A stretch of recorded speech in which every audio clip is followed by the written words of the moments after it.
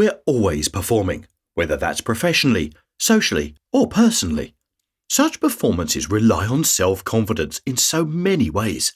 When you are at work, excelling feels within your grasp when confidence is oozing from you. Socially, showing up when you're self-confident is easier, which is also a vital tool in combating social anxiety. Personally, looking in the mirror is a wholly more relaxing experience with self-confidence. Without it, things can be difficult. Self-confidence gives you the skip in your step that prompts you to try new experiences, meet new people, and simply enjoy a happier existence. So, naturally, pushing yourself to live the best version of your life is difficult when that inner drive is waning. There's nothing like self-confidence. It's the elixir of youth and the driving force behind humankind.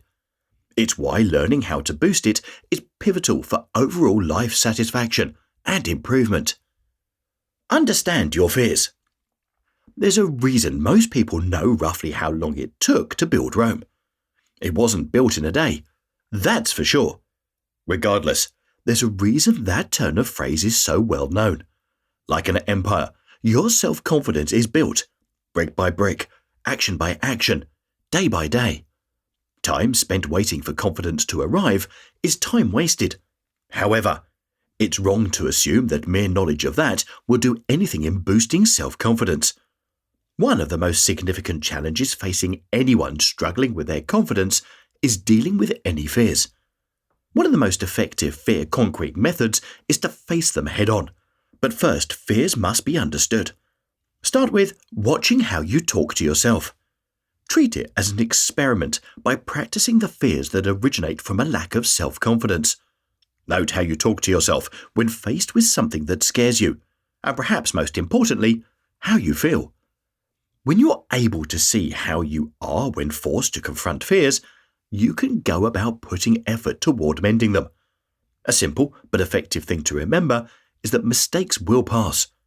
Self-confidence is quick to fade when a person views a pillar of their life as insufficient.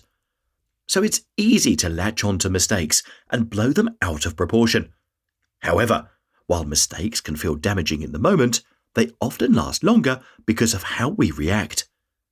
Making mistakes will only serve to boost your confidence. The more trials and tribulations you come through, the more confident you'll feel. That sense of resilience is a fundamental part of establishing confidence in the long run, as it provides an extra layer of security, a knowledge that you have the power to bounce back from whatever life throws your way.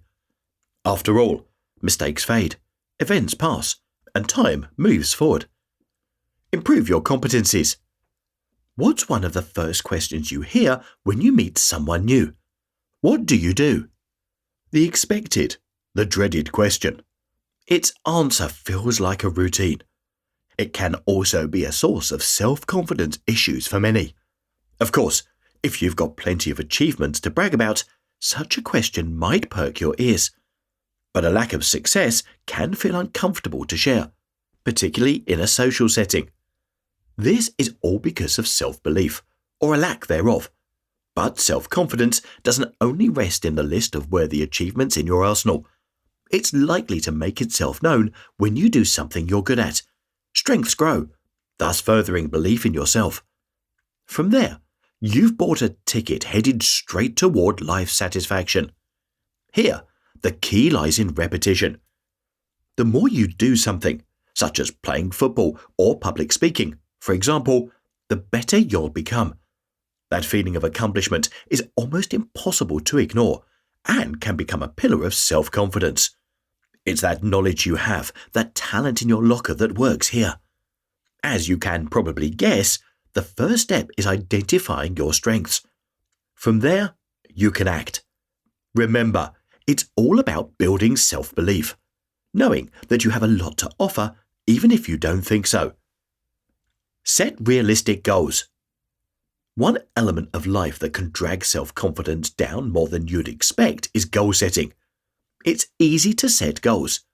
Earn $1 million or run a marathon, for example, but therein lies the problem. Goals are often too broad for our shoulders. It's not that they aren't attainable. It's that the actionable steps aren't clear. The answer is simple.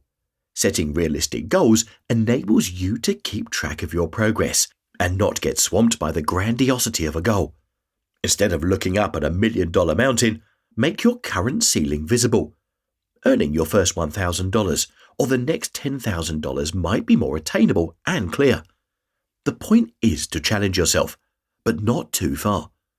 Whatever the goal is, it needs to be within your capabilities. That way, you can keep it within sight. A simple way to carry this out is by writing down what you want to achieve. Then, go through and ask yourself honestly how attainable it is. It's okay if your targets aren't as achievable as you thought. Rein them in and go from there. Develop a growth mindset. Boosting your confidence is, first and foremost, about growth. As your self-esteem grows, your confidence does. It should come as no surprise that the growth mindset, a concept famously coined by psychologist Carol Dweck, makes it onto this list. Put simply, someone with a growth mindset believes they can develop their skills through hard work and practice. It's nothing revolutionary, but without it, people can remain stuck in their circumstances. A growth mindset gives you skis to glide over the thick snow, allowing you to break through the thick of it and work towards long-term goals in all aspects of life. Here, the first step is to acknowledge and appreciate imperfection, whether that's in yourself, your friends, your family, or anyone else. As a result, you can see growth in others too. Then, it's all about reflecting that behavior in your own life. The things we don't like about ourselves aren't necessarily set in stone. They ebb, flow, and of course, grow. Become familiar with no. Perhaps one of the most immediate ways you can gain a wash of self-confidence is through a simple word. No. It's absolute in its certainty and definitive in its brevity. Yet, it's something so many shy away from. After all, while repeating things you're good at does act as a self-confidence booster, recognizing situations and environments that pose a risk to your confidence can be just as, if not more important, at growing and maintaining confidence levels.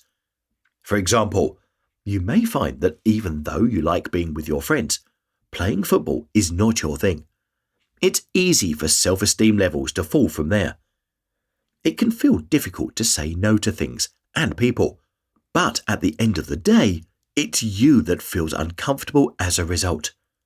Of course, leaving your comfort zone is important for overall growth, but it's also okay to know your boundaries and protect yourself from pain. A lot of self-confidence derives from feeling in control. Becoming accustomed to the word no enables you to set up psychological boundaries, putting you in the driver's seat. This way, your social and emotional well-being can flow more smoothly. The more you control, the better. Putting it into practice may feel daunting, but it doesn't need to go that way. The next time you're invited to a function that you know will damage your self-confidence, by however much, respectfully decline. Time will pass, and the sense of accomplishment you gather from choosing yourself over other people will only serve to push self-confidence to new heights. Boosting your confidence starts with you. For anyone suffering from a lack of self-confidence, it can prove difficult to live life to its fullest. Achieving goals can feel far away and unlikely. Daily life is often challenging too. That said, boosting how you feel about yourself isn't a million miles away. Becoming more confident is all about how much you believe in yourself. When you're being introduced to someone, do you feel proud of what's being said, or do you struggle to listen? The more you believe in yourself, the more you will like yourself. It all starts with little steps. It can start by saying no to an event you know you won't like, or even simply setting a new, more attainable goal.